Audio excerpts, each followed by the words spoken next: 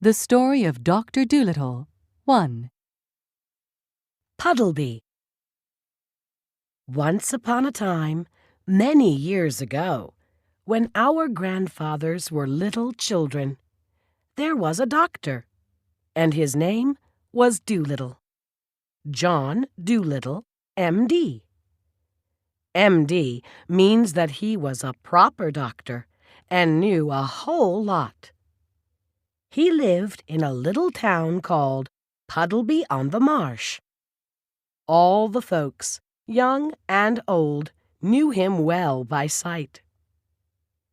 And whenever he walked down the street in his high hat, everyone would say, "There goes the doctor. He's a clever man."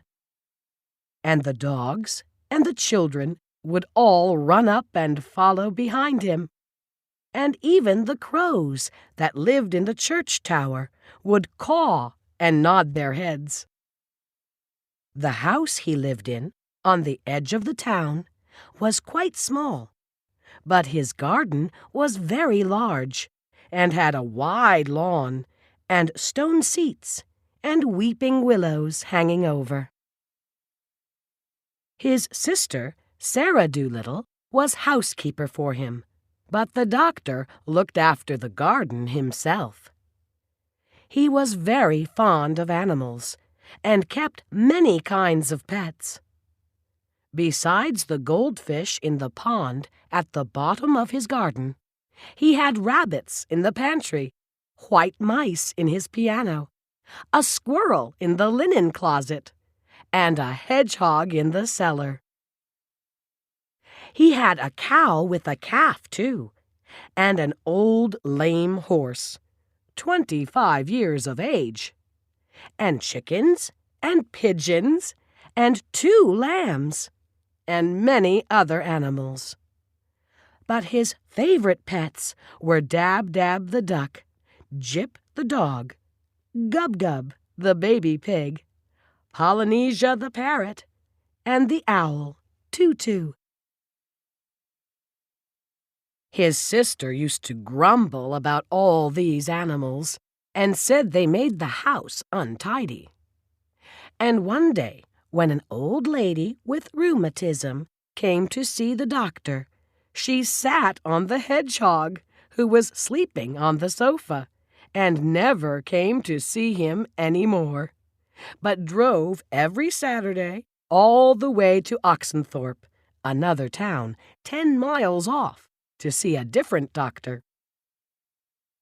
Then his sister, Sarah Dolittle, came to him and said, "John, how can you expect patients to come and see you when you keep all these animals in the house? It's a fine doctor would have his parlor full of hedgehogs and mice. That's the 4th person these animals have driven away.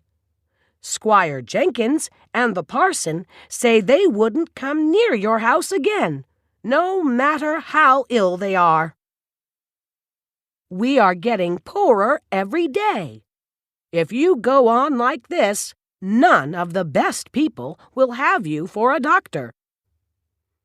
"But I like the animals better than the best people," said the doctor. "You are ridiculous," said his sister, and walked out of the room. So, as time went on, the doctor got more and more animals, and the people who came to see him got less and less.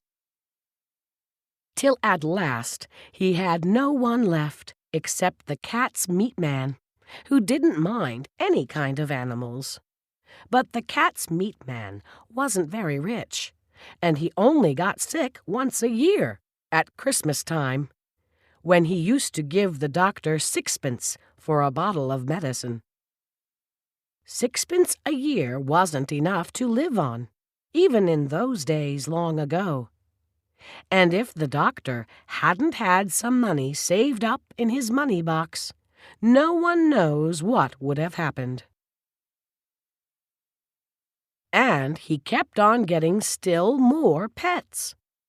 And of course, it cost a lot to feed them. and the money he had saved up grew littler and littler. Then he sold his piano and let the mice live in a bureau drawer. But the money he got for that, too, began to go. So he sold the brown suit he wore on Sundays and went on becoming poorer and poorer.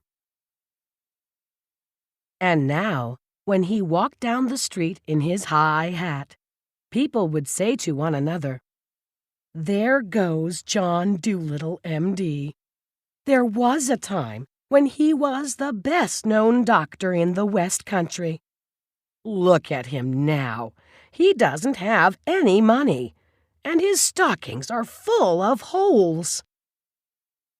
But the dogs and the cats and the children still ran up and followed him through the town, the same as they had done when he was rich.